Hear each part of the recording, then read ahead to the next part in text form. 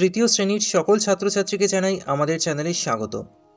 তোমাদের বাংলা বিষয়ের ওপর জানুয়ারি মাসের যে মডেল অ্যাক্টিভিটি টাস্কের প্রশ্ন তোমরা ইতিমধ্যে স্কুল থেকে পেয়েছো, সেই প্রশ্নগুলোর উত্তর নিয়ে আজকের ভিডিওতে আলোচনা করব। মোট 15 নম্বরের প্রশ্ন এখানে দেওয়া আছে। ভিডিওটি মনোযোগ সহকারে দেখতে থাকো। চ্যানেলে নতুন হলে চ্যানেলটিকে অবশ্যই সাবস্ক্রাইব করে দিও। তাহলে চলো আজকের আলোচনা আমরা শুরু করি। 1 নম্বরে বলা হয়েছে ঠিক উত্তরটি বেছে নিয়ে লেখো। সত্যি শোনা গল্পে বুড়ো চাষি তার ছেলেকে ডেকে বলেছিলেন।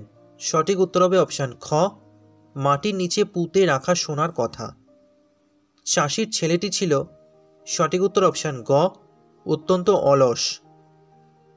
তোমার গোটা জমিটা খুঁড়েই দেখতে হবে কোথায় আছে সোনা, একথা বলেছিল। সঠিক উত্তর হবে অপশান গ, বুড়ো চাষির ছেলের বউ। এরপর 2 নম্বরে বলা হয়েছে নিচের প্রশ্নগুলির একটি বাক্যে উত্তর দাও। প্রথম প্রশ্ন, অথচ টাকা পয়সার লোভ তার 16 আনা। 16 আনা শব্দের অর্থ কী? উত্তর হবে 16 আনা শব্দের অর্থ হল সম্পূর্ণ বা পুরোপুরি। পরের প্রশ্ন, ছেলের চোখ দুটো লোভে চকচক করে ওঠে। ছেলের মনে কিসের লোভ? উত্তর হবে ছেলের মনে জমির নিচে লুকিয়ে রাখা সোনার প্রতি লোভ ছিল। পরের প্রশ্ন, এই তার স্বামীর প্রথম রোজগার। স্বামী কিভাবে রোজগার করেছিল?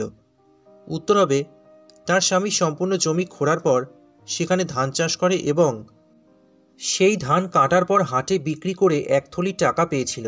এইভাবে তার স্বামী রোজগার করেছিল। 3 নম্বরে বলা হয়েছে নিচের প্রশ্নগুলির সংক্ষিপ্ত উত্তর দাও। প্রথম প্রশ্ন, সেটা বলবো বলেই তো ডেকেছি তোমায়।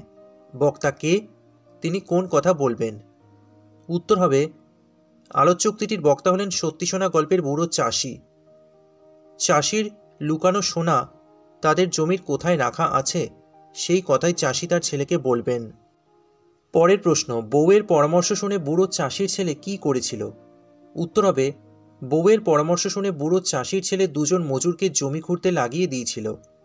পরে বউ যখন তাকে বলে মজুরদের ওপর বিশ্বাস করে সবকিছু ছেড়ে দিলে তারা সোনার তাল সামলে নিতে পারে, তখন বুড়ো চাষির ছেলে নিজেই কোদাল হাতে নিয়ে মাঠের কাজে লেগে যায়।